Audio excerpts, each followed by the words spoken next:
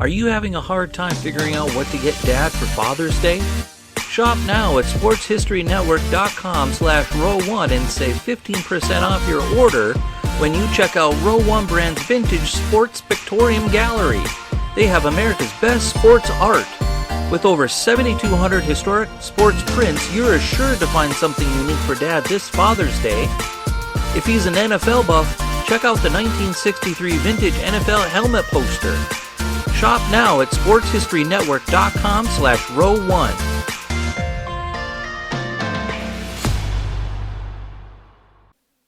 He was not very tall, just 5'4", and he did not look like your typical football player. But when he strapped on his helmet, look out. His speed and agility is what made him special with the rock in his hand. You just couldn't catch him. And next, on Sports Forgotten Heroes, we're going to take a look back at his terrific career. Stay tuned as we talk the Bronze Bullet, Buddy Young. This is Sports Forgotten Heroes, a tribute to the stars who shaped the games we love to watch and the games we love to play. Stars who provided us with many thrills, but when their time was up, they faded away. We'll take a look back at their spectacular careers, their moments of fame, even if it was just for one season or just one game. And now, here's your host, Warren Rogan. Hello and welcome to Sports Forgotten Heroes, episode number 94, Buddy Young. I hope everyone out there is staying safe and is enjoying the holiday season as best they can. You know, reading, searching for, and researching subject matter for Sports Forgotten Heroes helps to uncover great players of the past whom, obviously, time has forgotten. Sometimes, though, it's difficult to find enough information to move forward with a podcast about one person. So there have been a few times where I have covered more than one forgotten hero in a single podcast. Other times, I just can't find someone who knows enough about a forgotten hero to speak about the person with any sort of authority. For this episode of Sports Forgotten Heroes, I put out a feeler to see if anyone would respond or could recommend someone to come on the show and talk about Buddy. Well, lucky for us, my good friends at the Professional Football Researchers Association pulled through, and today my guest will be Andy Piascik. When Andy and I connected, he was concerned that he wouldn't have enough information to talk about Buddy for any sort of extended period of time. I told Andy not to worry. Sure enough, we could have talked about Buddy for much longer than we did. You see, Buddy had a terrific college career at Illinois. He served time in the Army, went back to Illinois where he picked up right where he left off, leading the Illini to a Rose Bowl win in 1947. He was also named co-player of the game, went on to star in the AAFC, that's the All-America Football Conference, and he ended his career, I think, very prematurely with the then Baltimore Colts at the age of 29. Buddy was also a star in track, winning the National Collegiate Championships in the 100 and 220-yard dashes. He was an AAU champion in the 100-meter and tied the world record in the 45 and 60-yard dashes. The first time he ever touched a football for Illinois, he scored on a 64-yard run. And on his second carry, he scored on a 30-yard run. Yes, Buddy was special. No doubt about it. But he also played just before Jackie Robinson broke the color barrier for the Brooklyn Dodgers and Major League Baseball, which is part of the reason why Buddy went to the AAFC instead of the NFL, and we will get into a lot of that with Andy. Before we do, however, I have a request. I would love to hear from you. Please, let me know how you like the show. What episode of Sports Forgotten Heroes has been your favorite? Who you would like me to do a show about? Ask a question, make a suggestion. And you can do that by visiting sportsfh.com. That's sportsfh.com. Every page has a comment section. Just fill it out and hit send. Again, that's sportsfh.com. Also, if you can, please give me a follow on Twitter at SportsFHeroes. Follow Sports Forgotten Heroes on Instagram, or look for the Sports Forgotten Heroes page on Facebook. As always, I thank you for your support, and I thank you for listening. Now, let's turn our attention to the terrific career of Buddy Young. And here to discuss Buddy with us is my guest, Andy Piascik. Andy, welcome to Sports Forgotten Heroes. Thank you for joining us. My pleasure, Warren. Appreciate it. Hey, let's start with this. I am not quite sure that I have ever read so many different articles with so many people in each article claiming that one particular player is by far the fastest man they have ever seen in professional football. But when it comes to Buddy Young, that's exactly what everyone who played with him, played against him, coached against him, that's what they all said. Just how fast was Buddy Young? Yes, what you said is exactly true, and it's the same reaction that I had, because I even knew a fair amount about Buddy Young, but was surprised by the number of coaches and players, and we're talking about esteemed people, the elite of the game. The one thing that I've seen are some times from when he was a collegiate sprinter, he ran as fast as 9.7 in the 100, and he ran as fast as 6.1 in the 60 yards.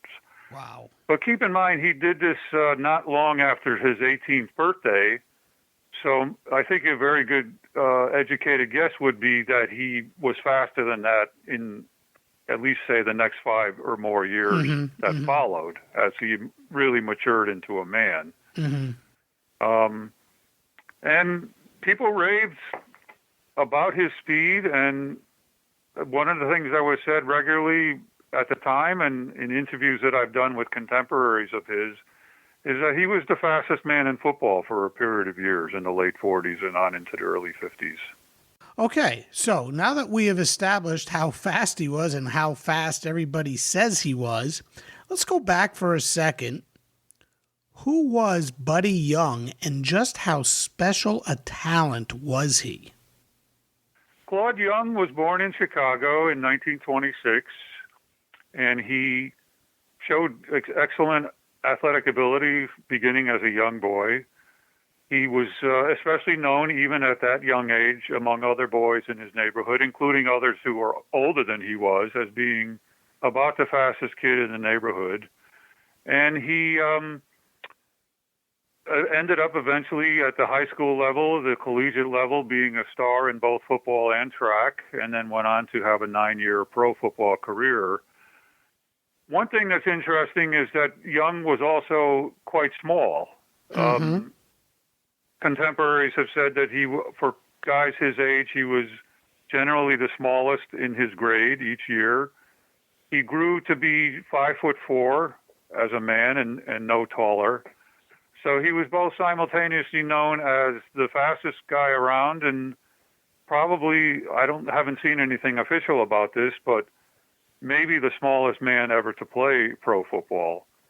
It's possible you can imagine that probably back in the very early years, like in the 1920s, there may have been someone when players and individuals as a whole were not as big. But 5'4" is really pretty small, especially for someone to be able to go on and play pro football for that long. Yeah, no doubt. And well, then one thing that happened that was, kind of typical, I would think, was that the first high school that he went to in Chicago, when he went to try out for football, the football coach told him that he wasn't even going to let him try out because he was too small. So he immediately withdrew and transferred to a different school. I think it's Wendell Phillips High School in Chicago. And he went on to be one of the best players in the area, was inundated with scholarship offers from schools primarily from the upper Midwest, Big Ten schools, Marquette University, et cetera. And he ended up going to the University of Illinois, which he enrolled in, I believe, in January of 1944. And like you said, he wasn't exactly tall. He might have actually been, like you said, the shortest man in the, to ever play in the NFL. Now, like me, Andy, you're a football historian. You're a member of the Professional Football Researchers Association. You know a lot about the game. It's just you love the game just like I do. Talk about being 5'4" and playing professional football. What could the advantages to such a height be, and what about the disadvantages if you were to talk about such a thing? Well, obviously, the thing that really was the main advantage that he had was his tremendous speed. But we shouldn't underestimate the fact he was 5'4". He was also a rock solid 170, 175 pounds. Wow. I've seen various numbers about that.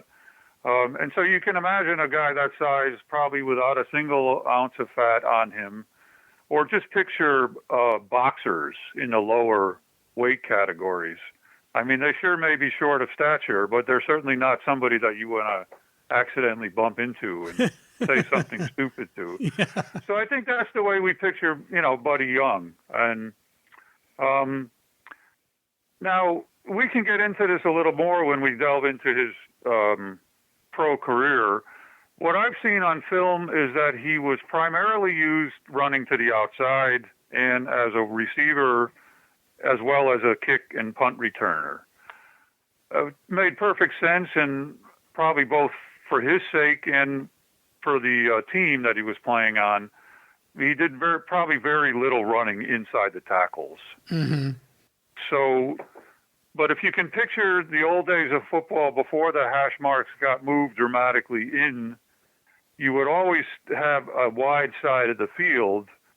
So if you're sending the fastest guy in the league out on a sweep to that far side of the field, it's a tremendously dangerous play where, you can literally break a long run at any moment. And he often did do that. And that's reflected in the very high average yard per carry totals that he posted in some of his best seasons. Mm-hmm.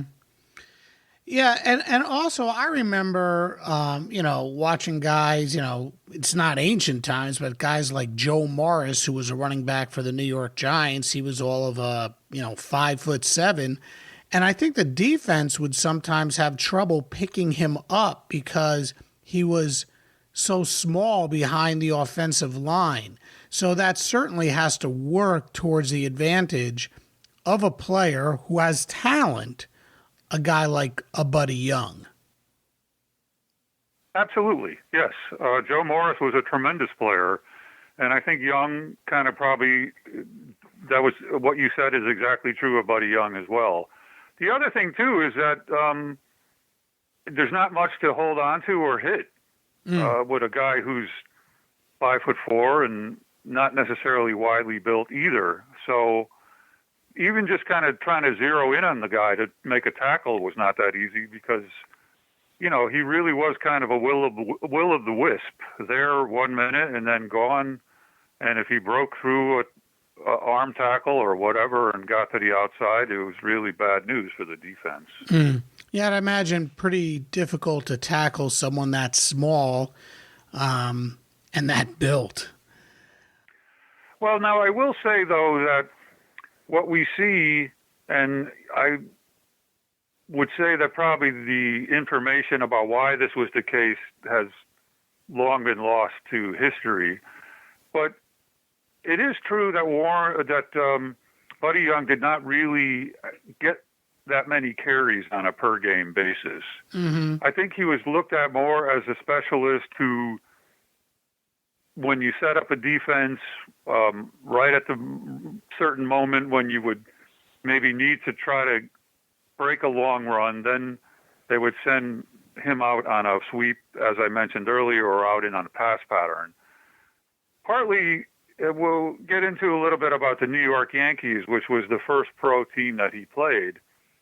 They were an outstanding team when he joined them in 1947. Mm-hmm. They had been runner-up in the All-America Football Conference the year before, and they would go on to be the runner-up to the Cleveland Browns in 1947, which was his rookie year again for the second year in a row.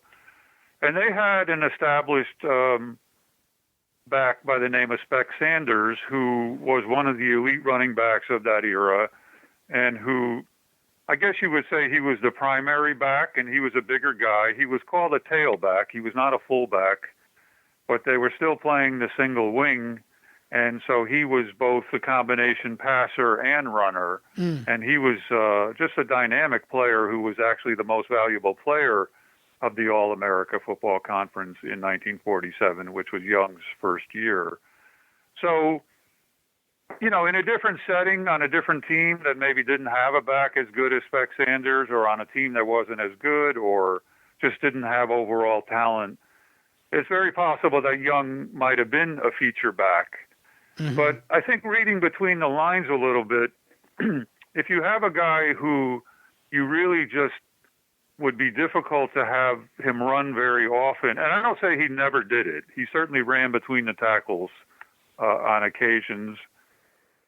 But if you have a guy who just maybe cannot take the kind of beating that a guy, say like Marion Motley. Marion Motley was 6'2" and 232, playing for the Browns, an exact contemporary of Buddy Young. And even guys who weren't as big as Marion Motley, like Joe Perry or Steve Van Buren, who are also feature backs, 200, 205 pounds. You know, these guys are carrying the ball 15, 18 times a game. Buddy Young, I really am just, again, reading between the lines here. I don't think it would have been a wise use of him just for his own personal health to use him that way, and also probably not as effective team-wise, especially when you had a guy like Spec Sanders. And then a few years later, a halfway decent halfback by the name of Shuron Howard joined the Yankees.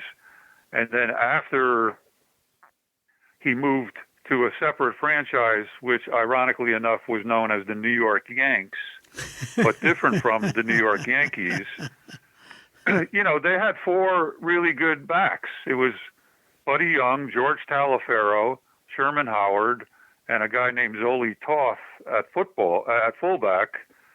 So if you're picturing a 3 or a 4-man backfield with talent of that level, there didn't really make any sense to make Buddy Young a feature back. He could be sort of a occasional weapon that you would use. Mm-hmm.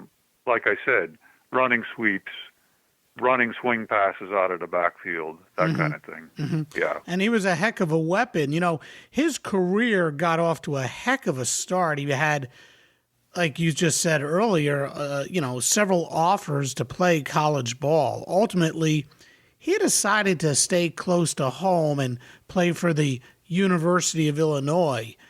What did he mean to that program? Well, he had an incredible impact. As I said, he started school he was able to graduate from high school and start college in the January term. And this is 1944 at the height of the Second World War. So there had been exceptions made so that freshmen were eligible to play varsity football, which we accept now for the last number of decades. But up until, I guess it was the 1970s, in normal times, freshmen did not play varsity football. So he came in as an 18-year-old, and before we even get to his football season that year, that spring is when he achieved all these great track records that I mentioned.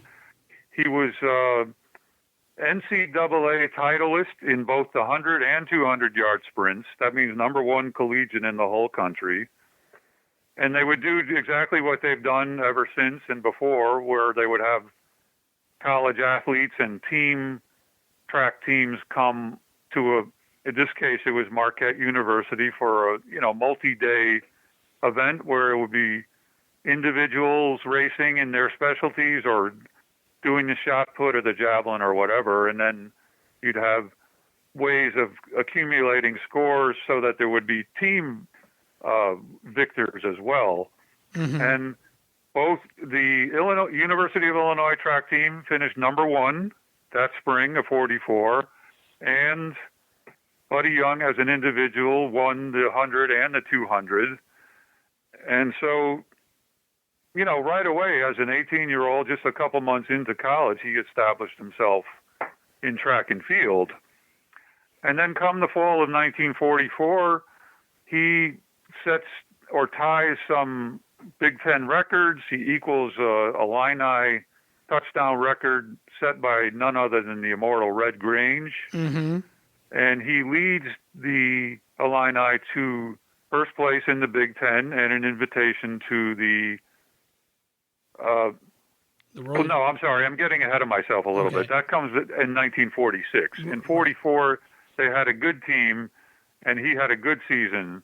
But his better-known season for Illinois comes in 1946, after he did 1 year or so in the Navy, in which he also did some outstanding work on the gridiron. Yeah, we'll get to that. Yeah, we'll get to that in a second. But still here at Illinois, at the University of Illinois, his first game, he scored on a 64-yard run the first time he ever touched the ball. His second carry, he ran for a 30-yard touchdown.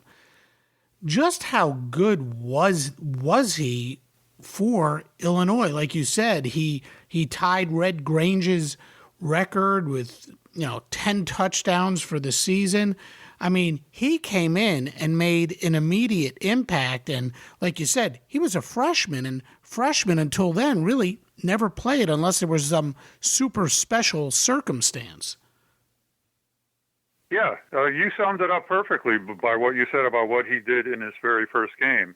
He went on to average almost 20 yards a game, 20 yards a carry for that game, 139 total yards. And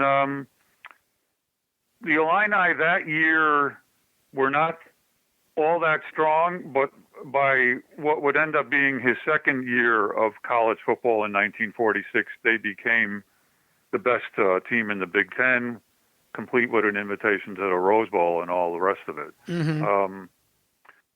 And that was really his big season, not to downplay, what he did in that game that you mentioned and throughout that 1944 season.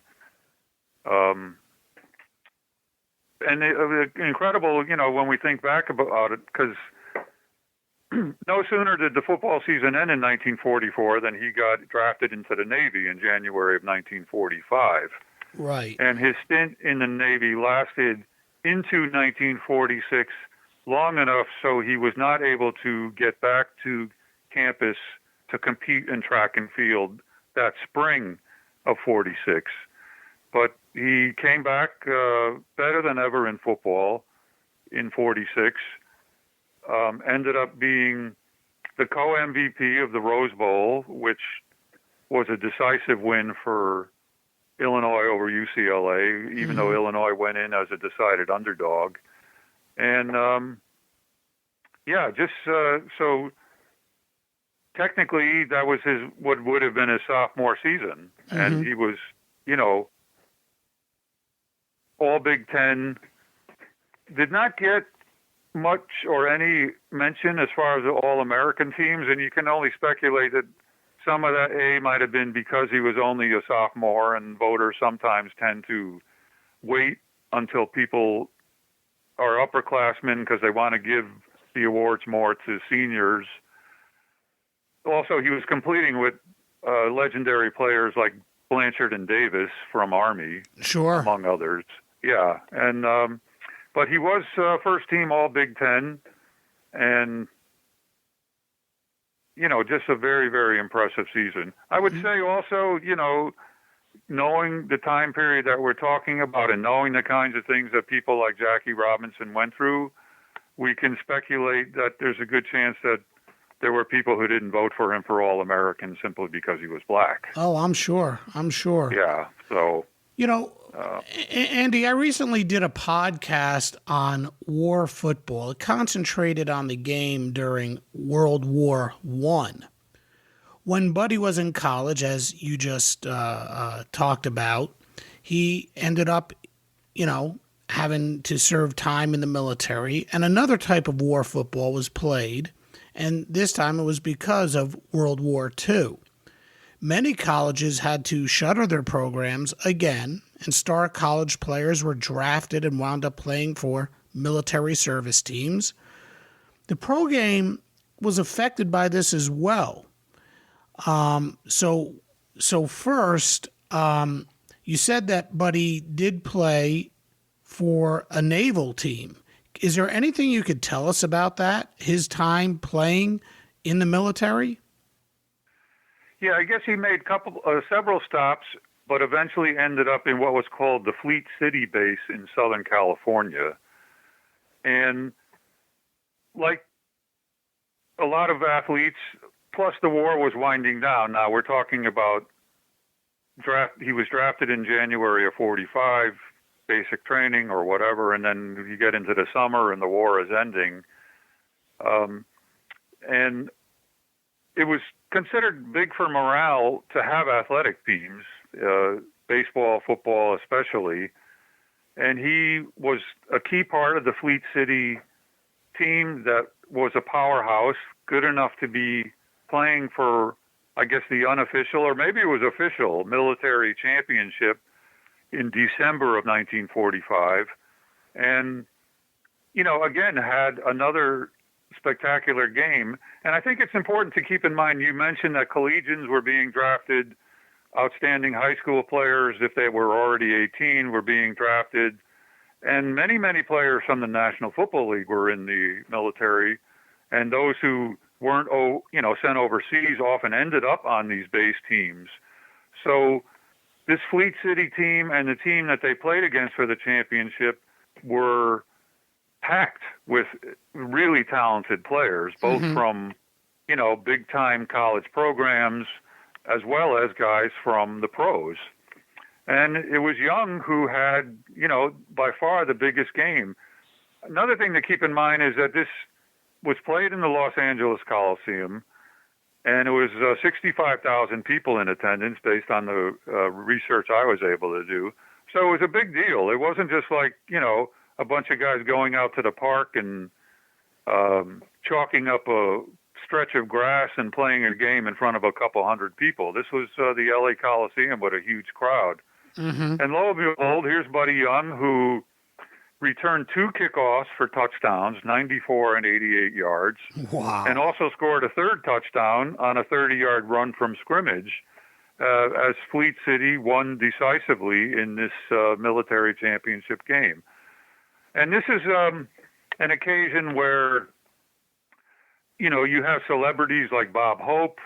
You had other, all kinds of coaches and people from the movie industry who were there or who listened to the game on radio. And again, we go back to the quotes about how great he was. And Bob Hope is one of the people who talked about never having seen a football player like Buddy Young. Mm-hmm. And other coaches and players said similar things. Mm-hmm. Like I said, I had just done a podcast about war football, football during the period of World War I. How was the NFL and professional football as a whole affected by World War II? Is there anything you could tell us about that? How perhaps the game changed a little, how maybe some teams had to combine to field a team? What can you tell us about the NFL during that period? Is there anything you could share with us? Well, yeah, it was a very difficult stretch. There were travel restrictions. Players were being taken and drafted into the service. and attendance was impacted negatively. What you mentioned is true. Several teams combined at different. Most famous, I guess, is the Steelers and Cardinals combining for 1 year, but that happened in another year too. And I think it was the Cleveland Rams who actually suspended play for at least 1 year. Mm-hmm. And clearly you would conclude that the quality of the game was not that great with so many players gone, and not just the players who are already actually in the NFL, but as we said earlier, the normal graduating classes coming out of college that would replenish people who were gone, they were also going into the service too. Mm-hmm. So, but like with baseball, and I don't think there was an official edict from Franklin Roosevelt, there was with baseball where he said, it's very important to morale to go on rather than, say, suspend the NFL for a couple of years. The idea was the same. It added a degree of normalcy, and it obviously also gave, say, factory workers working in a war plant something to do on a Sunday afternoon or a Saturday night. And so even though it was a difficult time, they did persevere and come out of it at the end in better shape than they had been probably beforehand. Mm-hmm. What about the service teams, a team, like the Fleet team that Buddy played on? How good were they, the top teams, how good were they compared to maybe some of the professional teams? Would they have been able to stack up against them on the field, or were the professional teams still that much better? It would seem that at that time period, probably, yes. Probably they would have stacked up well. You would think. I don't have the exact roster or numbers in front of me as to how many pro players were on the Fleet City team, but if you factor in that there were at least a half a dozen and probably more, including some of the quality of Buddy Young, and that the NFL teams were depleted of some of the very same players, probably it would have been very competitive games. The one case that I know more about than Fleet City, because of research and writing I've done about Paul Brown and the Cleveland Browns. Paul Brown was based at the Great Lakes Naval Center in Illinois, not Mm-hmm. far from Chicago. Mm-hmm. And he had been a highly successful coach up to that time, including leading Ohio State to a national championship just a few years before. And he would go on, obviously, to gain greater fame as one of the greatest coaches of all time, based on his tremendous accomplishments with the Browns in the 1940s and 1950s. But what you see when you look at what he was doing at Great Lakes, first of all, there were a number of excellent players just on his team. And also the other military teams that the Great Lakes team was playing against, he ended up recruiting people from those teams to join the Browns when the Browns played their first season in 1946. Interesting. Yeah, so he signed people who played for him, and he signed players who played against his team, who many of whom became sort of the nucleus of those great Cleveland teams. So that gives you an idea of, they're really being pretty high quality, both in terms of playing talent and coaches of the caliber of Paul Brown. I mean, it would be sort of like, I don't know, Nick Saban being the head coach of your military team. That's not too bad. No, not at all. Not at all. Of course, we're following Buddy Young and his career from college through the pros, and we're basically doing this in a chronological order. After the service, and we touched upon this, he returned to the Illini. And he really picked up right where he left off. And a lot of that, I guess, had to do with the fact that he was playing football in the military. Had he really not had such an opportunity, he might not have been able to play as effectively for the University of Illinois right away like he did. And like you said, he helped Illinois to a Rose Bowl win over against a favored UCLA team. The Illini won that game 45-14, And Buddy was named co-player of the game. Again, something Right. that you had talked about. Right. It's sort of a... And the guy who was the other co-MVP ended up having a decent pro career as well, also as a running back. And who was that? His name was Julie Reikovich. And he, like Buddy Young, ended up going into the All-America Conference, playing primarily with the Buffalo Bills, not to be confused with the later version that we know of today. Correct. Yeah. But, Reikovich was quite a player, and there were other outstanding players like Alex Agassi on the Illini team as well. He is one of the people who ended up being a mainstay of the Cleveland dynasty in the late 40s and early 50s. So, it was a very competitive situation. And we were also left to wonder about the fact that now Young, so he plays 1944. He plays in the military in 1945, and then he plays for Illinois in 1946 with this great season that both he and the Illini had. So basically, at that point, he still has 2 years of college eligibility remaining. But he ended up choosing to go pro, which was perfectly, legitimate at that time. There was no stipulation about one's class having had to graduate. He had gotten overtures from a number of pro teams, and the All-America Football Conference, which we've mentioned a couple of times, came into being during the war and then played their first season in the fall of 1946. And the New York Yankees franchise in that league is the one that was able to secure Buddy Young's services for the 1947 season. And that was what ended up being his outstanding rookie year. Right. What I wanted to ask you, though, before we get into all of that, was we've talked about how fast he was, but there has to be more than just speed. Is there anything else that you could tell us about his game? What made him such a special player? I mean, there's more to just being able to run with the football and avoid being tackled. What else is it about Buddy Young that made him such a special player, if there's anything else you could tell us about him?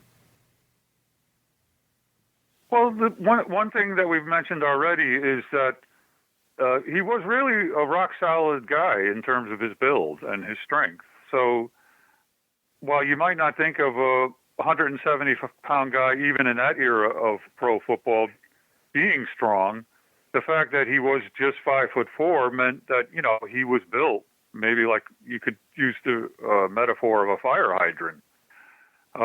He had incredible elusiveness.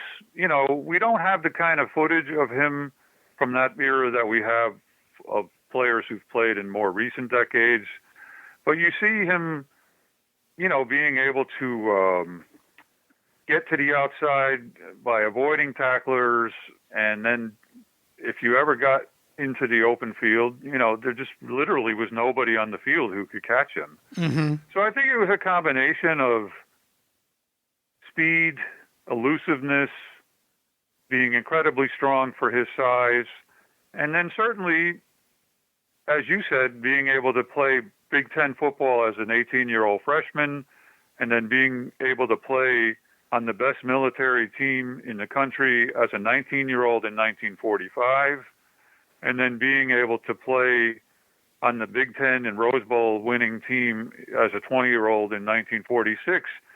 Clearly, he also during that time developed incredible football smarts. So, you learn all kinds of things. You learn when to go down, which doesn't sound like such a big deal, but certainly even maybe more so for a guy his size. It's important to know when to maybe try to stop fighting for yardage so that you're not having 2 or 3 extra guys nail you. Right.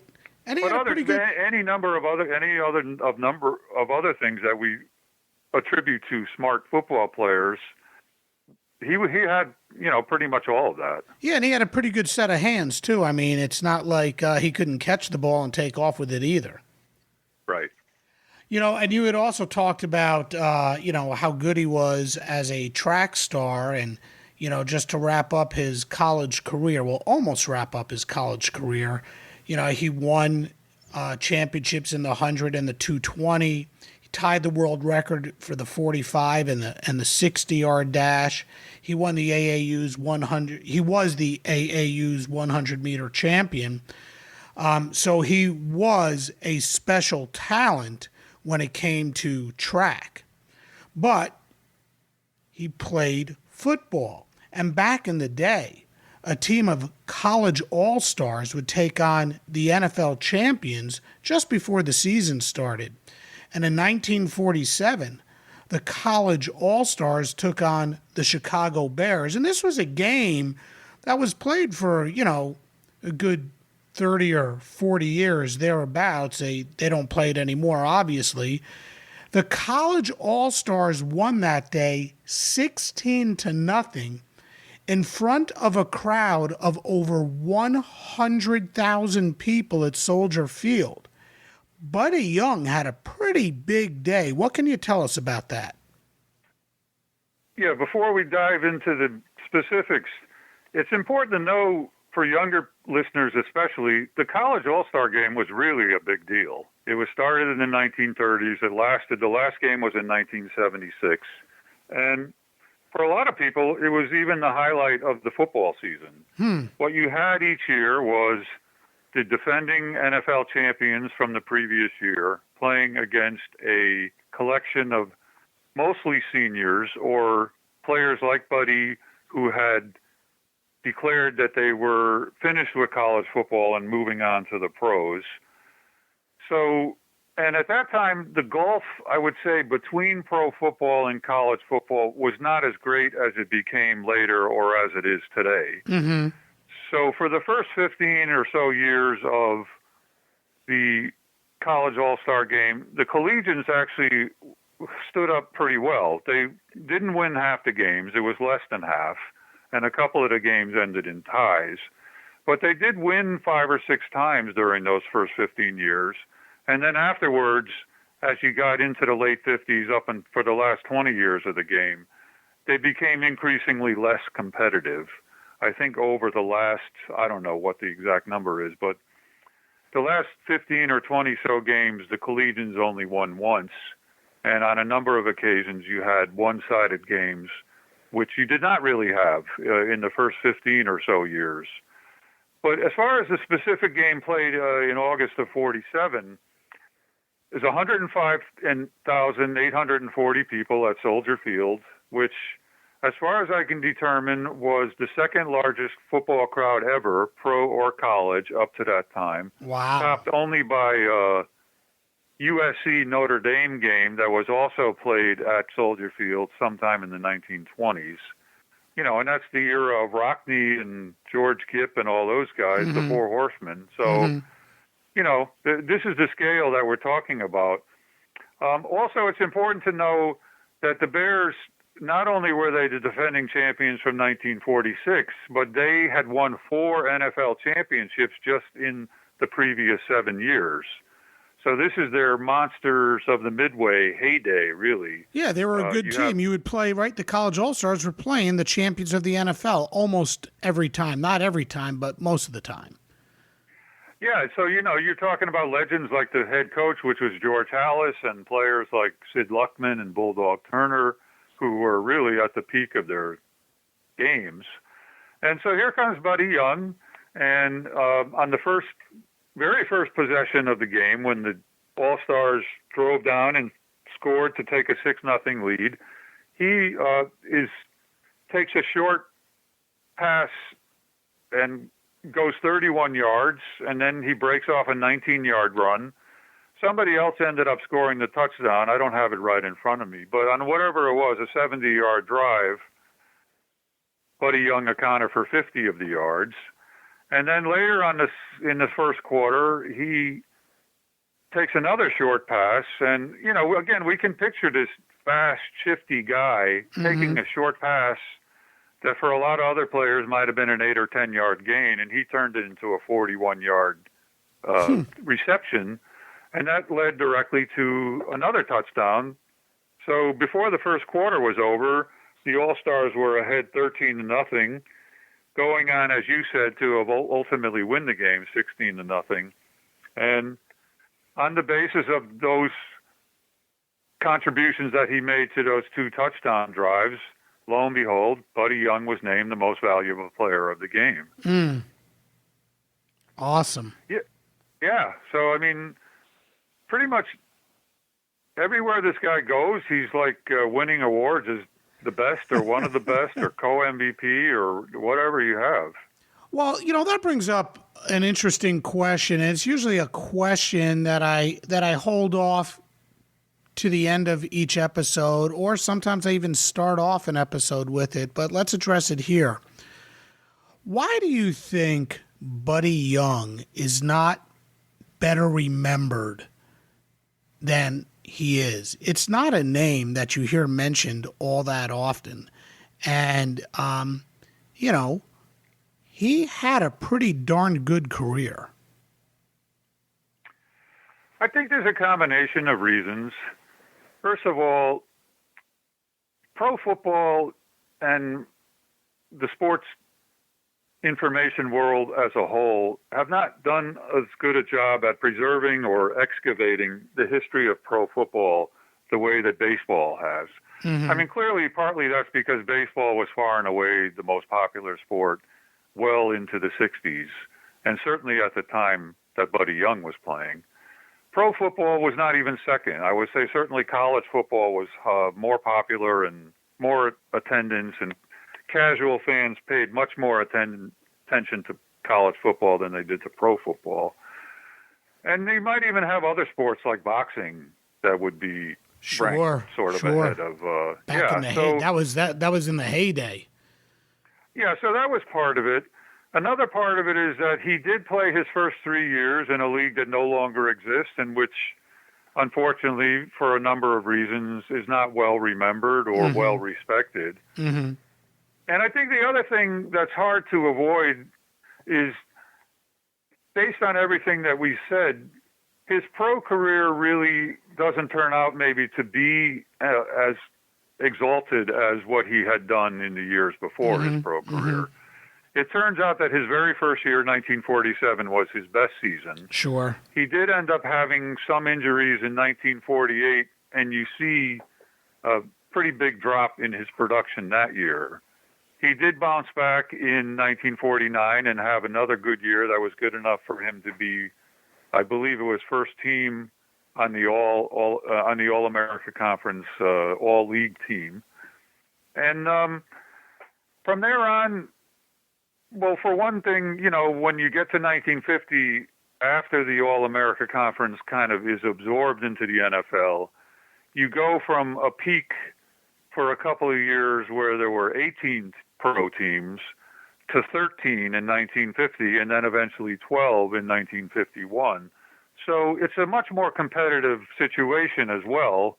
And if you look at the careers of any number of players, their production didn't stay as high as it had been before 1950 in either league. Now, with other guys, it was different. And a lot of this all depends on, was the guy on the upside of his career, the downside of his career, was he at his best, all that kind of stuff. But I think, there's plenty of reasons, and we shouldn't leave out the fact that I would not certainly go so far as to say that his pro career was a little bit of a disappointment, but it wouldn't be unfair. It wasn't what it could be. It wasn't what it maybe people expected it to be. Based on what he had done, yes, right. Yeah.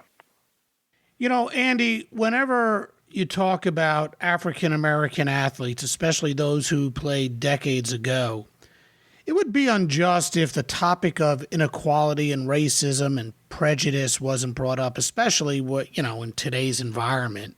So I do have a couple of questions for you here, and Can I interrupt you just for a second there, Warren? Sure. No, because it's absolutely essential that we get into that, because it is a big part of this era, and it's a big part of Buddy Young's story. What I will say, just to cap off sort of his Illinois and the whole track piece of his life and career, we are left to wonder if his circumstances had been different, whether he might have been someone who would have been competing in the 1948 Summer Olympics. Interesting. Because as you mentioned, he was a record setter in certain track sprinting categories, and he was the National Collegiate Champion in two others. Unlike what has been the case for, I don't know, the last 20, 30 years. I'm not sure exactly when they changed the rules, but anybody who was a professional in any sport was not eligible to participate in the Olympics, That's even right. in a sport other than the one that they were a professional in. Yep. So as soon as he decided in 1947 to play pro football instead of continuing with his collegiate days, that ended any possibility that he could have been an Olympian. Mm-hmm. And I guess there were, aside from, probably what was for the time a pretty good salary,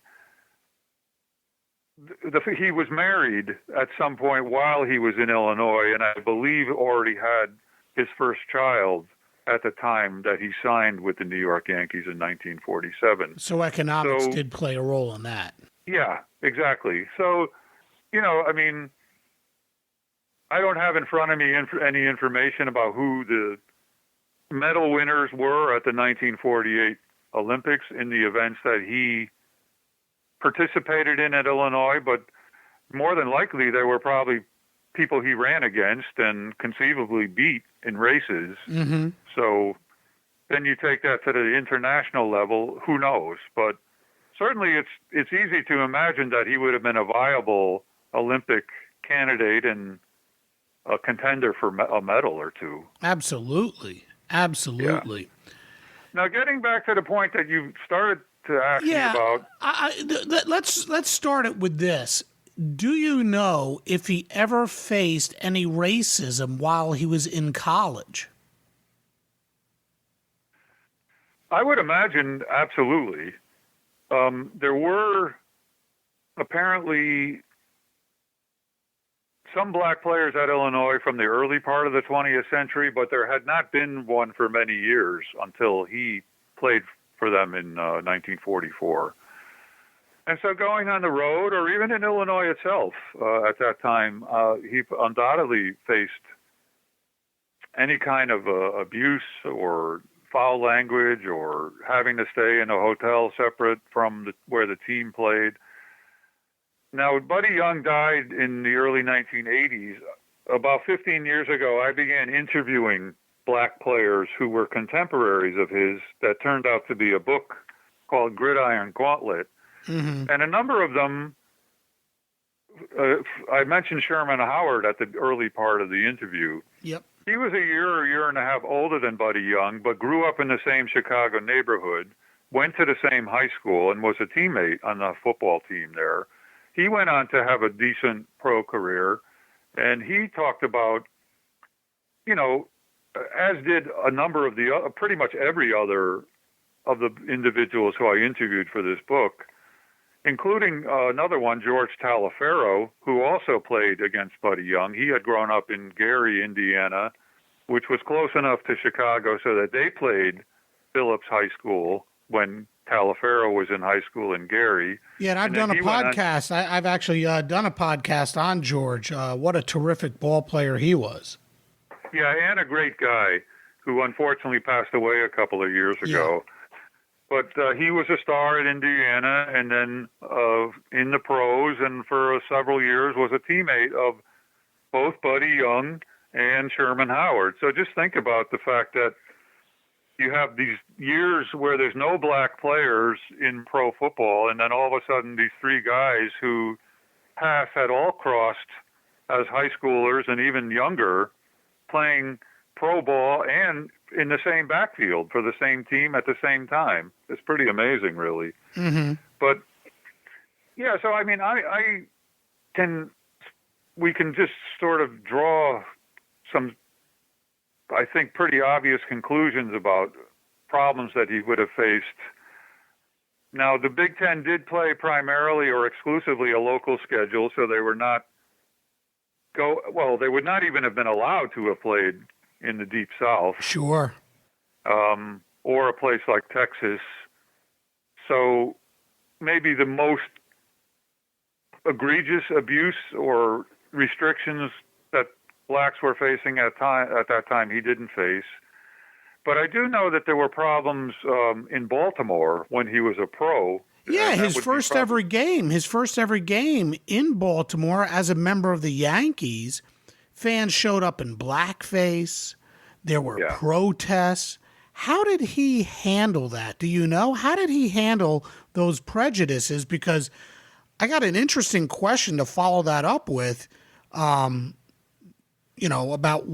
how he behaved later on. Well, we can only imagine that he, you really kind of just had to bite the bullet. And as Branch Rickey told Jackie Robinson, in the beginning, you really, in order to make this succeed, should not fight back. I'm sure he had many, many instincts to fight back or go take a swing at somebody or get into it, whatever, any other way. But he, I'm sure being a terrific athlete probably also used it as motivation for himself on the field. Mm-hmm. That, one of the best ways that he could hit back at this ignorance was to help the Yankees do a number on the Colts on the field.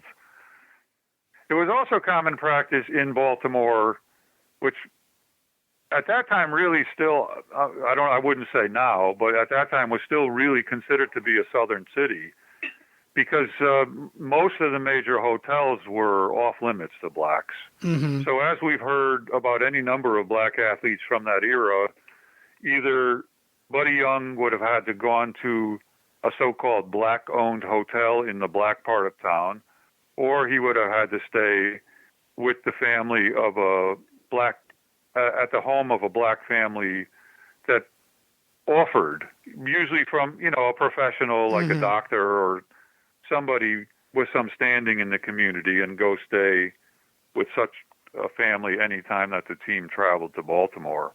Mm-hmm. What I find really interesting is here's this guy. He's a terrific football player, African American. He faces, these prejudices back in the day. And then there's the great Lenny Moore, who spoke about Buddy in his book, All Things Being Equal.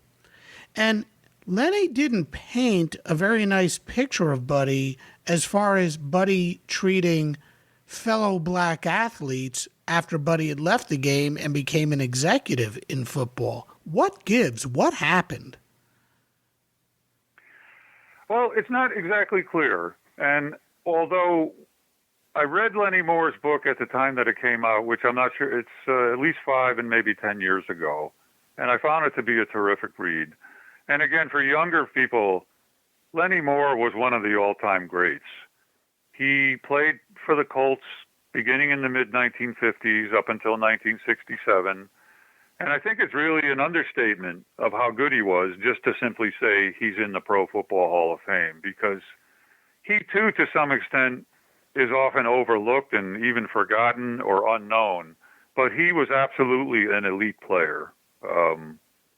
So we should first of all start with that. Mm-hmm. But he also, his career is starting right at the time that Buddy Young's career is ending, and in some sense it could be said that Lenny Moore took Buddy Young's job, because Buddy Young was not yet ready to retire at that point. But at some point, either the general manager or Weeb Eubank, the head coach, came to Buddy Young and said, we're going to be keeping this guy, Lenny Moore. He's going to be playing halfback, and we're going to be cutting you or finding a way to make a trade. So, and I think they basically kind of made up for it by offering him a position working for the Colts. Because, Buddy Young was pretty well established. Even though he only played a few years, I think it was 3 years in Baltimore for the Colts. Yep. He did end up staying there for a total of about 15 years. And, in the sizable black community in Baltimore, he was the man at that time. Because he, along with George Taliaferro, who I mentioned earlier, were the two first black players to play for the Colts. And so that was a big breakthrough, especially, as I said, because Baltimore in many ways was a southern city. If you think about the fact it would be another almost decade before the Washington team signed their first black player. Mm-hmm. And well, their owner, you know, George Preston Marshall, yeah. Yeah, I mean, he had his own particular ignorance that caused that whole problem. But, yeah, so, I mean, in summary, Lenny Moore's claim in his book was that Buddy Young did a lot of things to basically sabotage his career. He badmouthed him to people around town, especially blacks. He appeared to be resentful about the fact that his career ended what he considered a little prematurely because Lenny Moore had come along and taken his job. Moore wrote about how even when he was retired and trying to catch on as a announcer with CBS, which he did do for 1 year, Buddy Young was telling whoever, the powers that be, both in the NFL and apparently at CBS, that he was no good, that black viewers didn't like him, and that he should not be kept on, which he wasn't. Now, it's important to say that I've done some research about this. I have not really been able to find others who are corroborating what Lenny Moore wrote. He quotes other people like Jackie Robinson and Monty Irvin as warning him that Buddy Young had this kind of backstabbing element in his personality. But I have not ever seen any quotes or read anything by either of those people or anyone else that supports what Lenny Moore is saying. But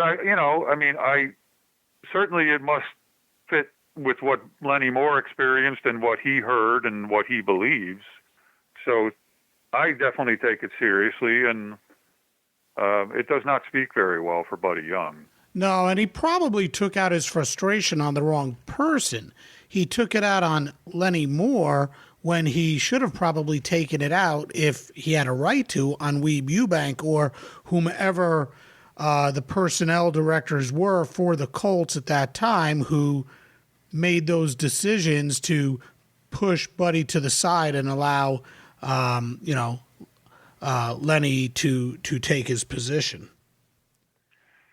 Yeah, I mean, yes, absolutely. I mean, it's extremely difficult when you've been an elite athlete and careers are not long the way they are in, the industrial world or professional world or wherever. So here he was. Yeah, he was only, Andy, he was only 29 years old at the time, and he was coming off his first Pro Bowl season. Right, yeah. So there may have been some machinations at the upper level of the Colts, because if you talk to any black player from that era, they do say there were definite quotas in terms of how many black players would be on a roster in any given season on any given team. Mm-hmm. So if they saw that Lenny Moore had elite potential on for the next decade or whatever, and decided to keep him because he was younger and potentially could be, part of the team going forward, just by definition, with that quota system, that would have meant whoever was there who was black had to go. Mm-hmm. So, Now, I'd also like to just jump back, because there are a couple other things that I don't know how much time we have left, but we could talk as long as you want, Andy. Well, this is another thing from the late 40s that I think is very important to bring out and is underreported or underwritten about, and goes back again, I think, both to the shortchanging of the All-America Football Conference, but also the fact that groups like Sabre and baseball history as a whole is kind of much better documented than what you see with pro football. Mm-hmm. But that first year that Buddy Young played for the Yankees in 1947, there was a tremendous impact immediately in attendance. Yeah, I was going to ask you about that. Well, I did some research reading newspapers of the time, both mainstream papers and also black-owned, black-oriented newspapers that existed in pretty much every major city in the country. And it's pretty clear that the fact that Buddy Young was playing on the Yankees and that Marion Motley, Bill Willis, and Horace Gilliam were playing for the Browns drew a significant number of African Americans to their games. And I think it's probably safe to assume that these were folks who probably had never been to a pro football game before. Because keep in mind that there were no blacks in pro football for a period of 13 years until just the year before in 1946. And that Buddy Young was the first black player to play professionally in the city of New York. Yeah. And saying that, keep in mind that there were a number of other franchises besides the New York Giants who had played in the city of New York prior to 1947. So we're talking about 4 or 5 different teams over a period of 25 years or whatever, and he was the first black player to play pro football in New York. But just, check this out. Here, in his very first month of playing for the Yankees draw crowds at 2 games that become the 2 largest crowds in pro football history to that point. Wow. Yeah. 82,000 plus at the LA Coliseum for a game against the LA franchise in the All-America Conference. And then just 2 weeks later, I think it was 80,000 plus at the Municipal Stadium in Cleveland. And wow. No pro football game prior to that had reached the 80,000 mark. Then you go a little deeper. Now, Yankee Stadium was not as large as either Municipal Stadium or the LA Coliseum, but the Browns and Yankees ended up playing 3 times in 1947, twice in the regular season, and then for the league championship in a game played in Yankee Stadium. So the regular season game is 70,000 plus in Yankee Stadium, and then the championship game several months later in December is 62,000. So I think the same thing applies again here, that you had, first of all, just the overall excitement that he added to the team with his skills. Plus, black people now being able to see a black player who was an elite player that had not been true for the previous 12 or 13 years. So it's just really something to see these 2 teams playing 3 games with a total of whatever it was, 212,000 total people for the 3 games. It's just attendance in pro football like had never been seen before, to be honest. Sure, yeah, it had finally arrived, and I think, like you said, it definitely had something to do with the presence of these phenomenal athletes who just so happened to be African Americans, and that opened up an entirely new avenue for entertainment for, African Americans to go out and see these great athletes play a terrific game. Yeah, exactly. And I guess there's both a positive and a negative to what I'm going to say, but I think people who have examined the history of blacks in pro baseball or pro football or basketball in this time period that we're talking about, on the one hand, you had these elite players, including guys like Marion Motley and Bill Willis, and then a couple years later, Lenny Ford, plus Joe Perry, who played for the San Francisco 49ers at this time, who are widely recognized as among the best ever. All 4 of those guys who I just mentioned are in the Pro Football Hall of Fame. So, all of a sudden there's this source of talent that has been ignored coming in, granted in criminally small numbers at first.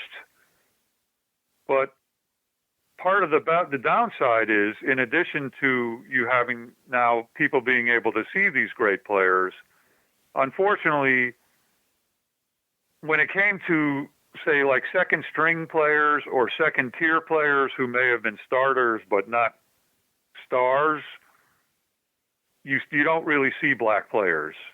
Mm-hmm. If there's a kind of race for the final roster spots among player number 30 or 32 or 33 or whatever it might have been, overwhelmingly the decision was made that those players should be white. And only blacks who were good enough to be at least starters and preferably stars were kept on rosters. So we can only imagine, I don't want to use the word marginal, but black players who had not, say, reached their peak yet, or who in a completely fair situation should have made a pro roster, ended up getting cut or released simply because of the color of their skin. Yeah, the mentality of the time was that, okay, we'll keep you if you're a star, but we won't keep you if you're only good enough to be second string or something like that. Mm-hmm. Mm-hmm. Well, I think we know why he went to the AAFC instead of the NFL at that time. He played for the Yankees and the Yanks from 47 through 51, and between those two teams during that period, he rushed for almost 2,000 yards and scored 11 touchdowns. Through the air, he caught more than 100 passes. I think it was 106 passes for just over 1,500 yards, and he scored another 12 touchdowns. Then he left the Yanks and went south to play for the Dallas Texans of the NFL. Yes, there was a team in Dallas before the Cowboys and the Texans of the AFL. After his 1 year with the Texans, he moved on to the Colts. For Baltimore, Buddy enjoyed some pretty good success, his best year coming in 1954, his last year when he was named to the Pro Bowl. But he only played those 3 years for the Colts, as we had just discussed. What can you tell us about his career with the Colts? Are there any specific highlights? How good was he with them? Or was it a disappointment? Was his career with Baltimore a disappointment?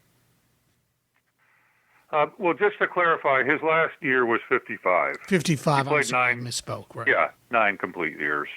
I don't know. It's hard to say. He was certainly still a threat.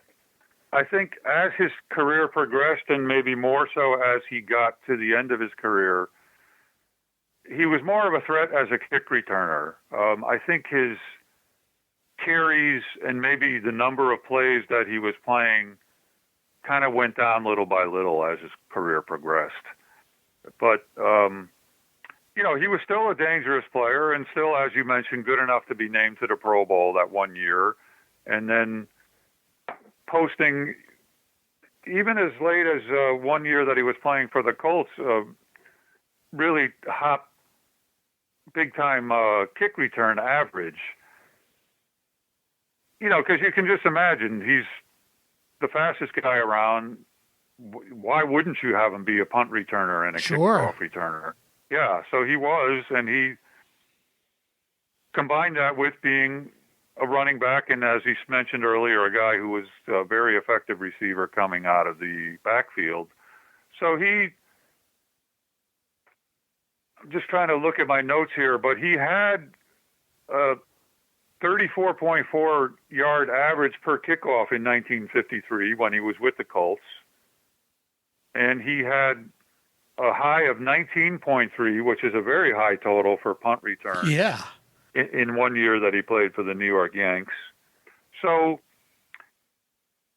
I think he was just a steady, good halfback who also during this time, as I mentioned, was sharing duty in the same backfield with other guys who were pretty darn good too, like George Taliaferro. Mm-hmm.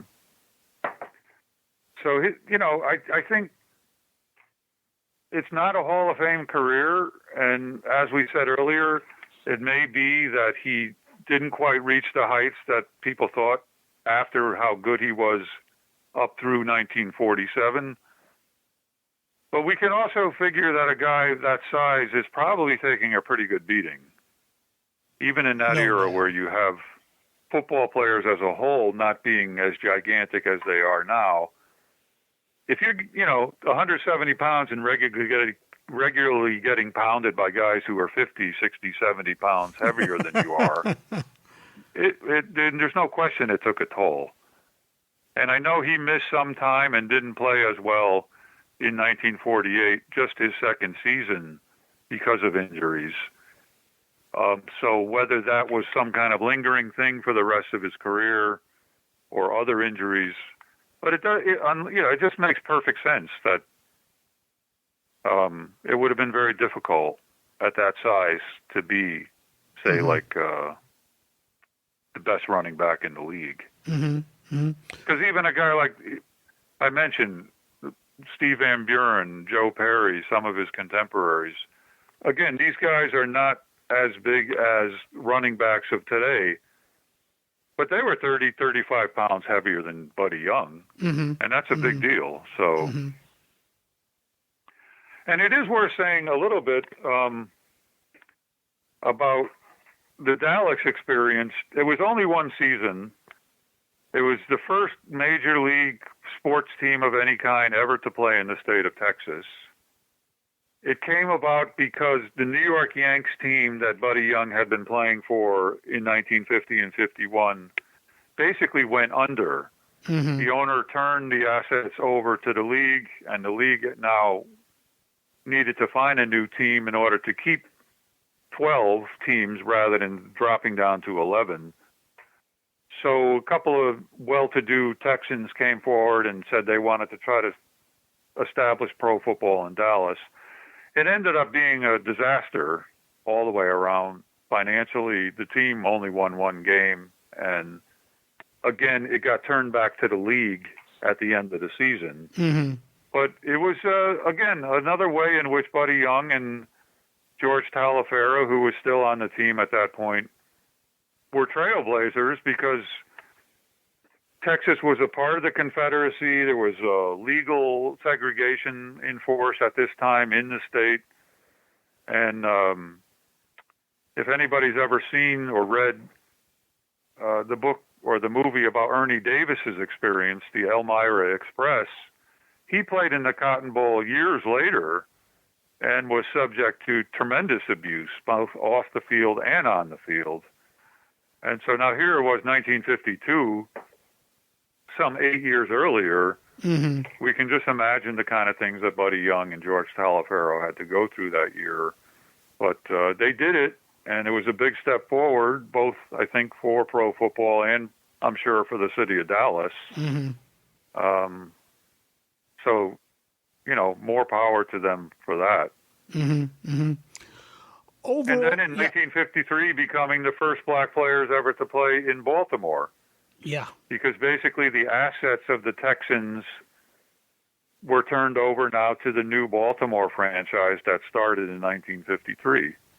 So he's, whatever, in addition to all the stuff that he did as a player on the field, he's also leading the way in important ways for pro football and sports as a whole. Sure, a trailblazer. Even after his career was over, he was a trailblazer, working in the front office for the Colts and later for the league. I just wanted to say, overall for his career, he averaged over 4.5 yards a carry, his high coming in 1949 when he averaged 6.5 yards a carry. And as a receiver, he averaged 15.1 yards per reception, his high coming in 1955, his last year, when he averaged 22.4 yards per reception. Those are really staggering numbers. And I just can't help but think he's 29 and his career is over. Why didn't he try to latch on with another team, or was he just at that point too beat up?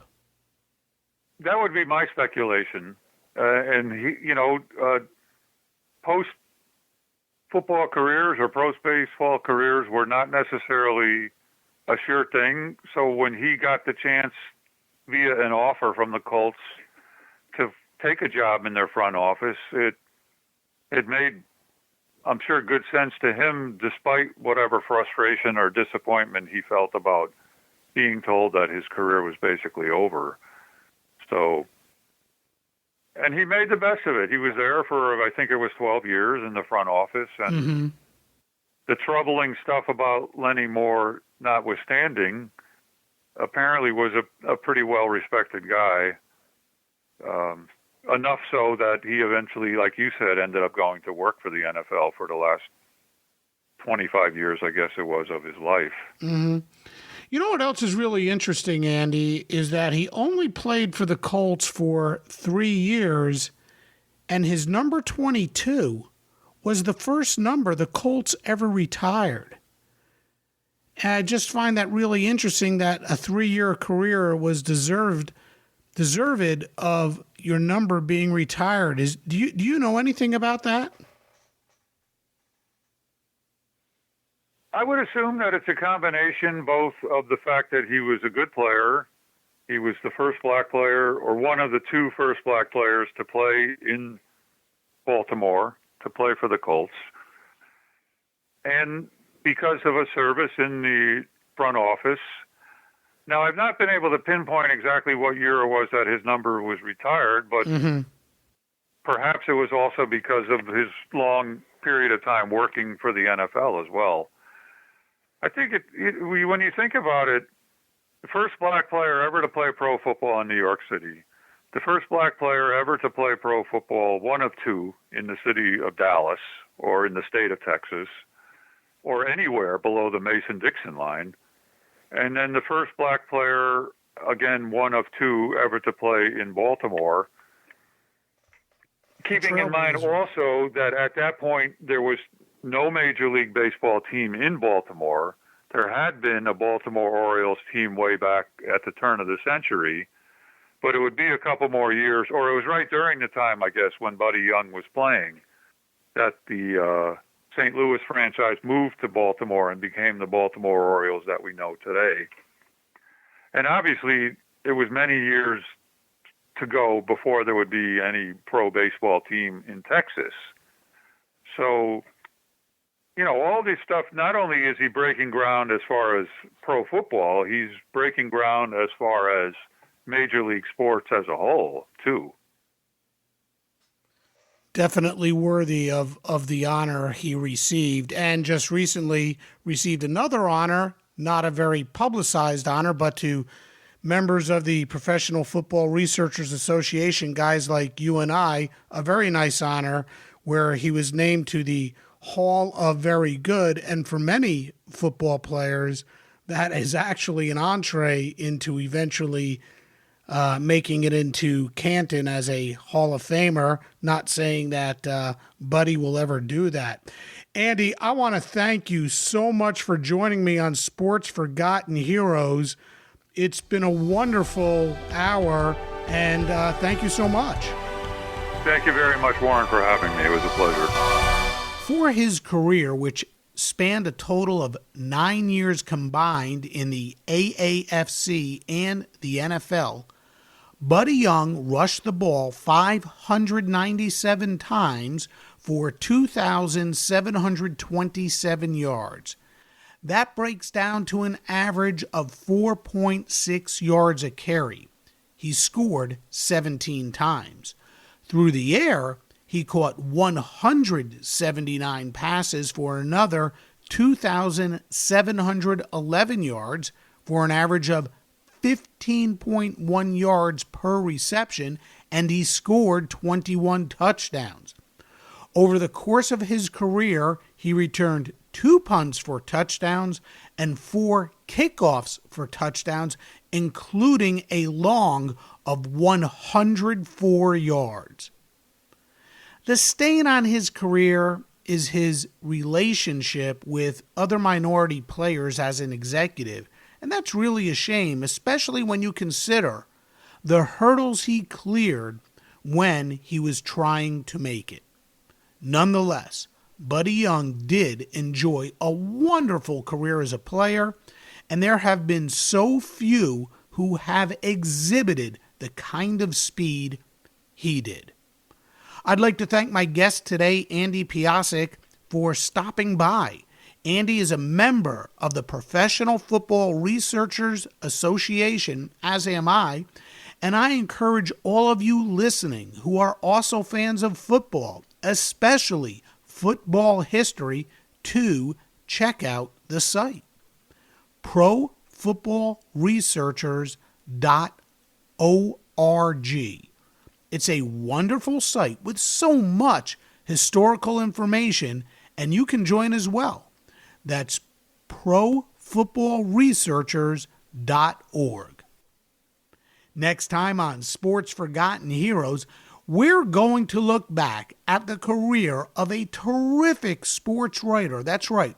We are going to go away from the field to talk about a guy who covered the games we love to watch, but made a much larger statement and impact on the game as well. Truly a wonderful tribute to a great writer, Jerry Eisenberg, who should be much better known. And I promise you will enjoy this conversation with Ed Odovin, who just recently released a new book, Going 15 Rounds with Jerry Eisenberg. That's next time. For now, thanks for listening, and we'll see you next time on Sports Forgotten Heroes.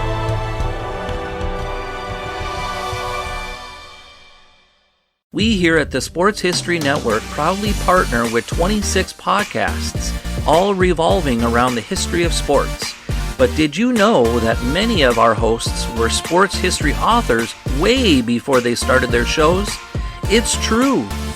We've got Joe Ziemba, host of When Football Was Football, Joe Zagurski, host of Pro Football in the 1970s, Mark Morthier, host of Yesterday's Sports, Tommy Phillips, host of Lombardi Memories, and Scott Adamson, co-host of From the 55-Yard Line. All these authors have many books for you to choose from. To check them out, go to our website at sportshistorynetwork.com/sportshistorybooks. Pick up your copy today. Soundtrack provided by Kevin MacLeod of filmmusic.io.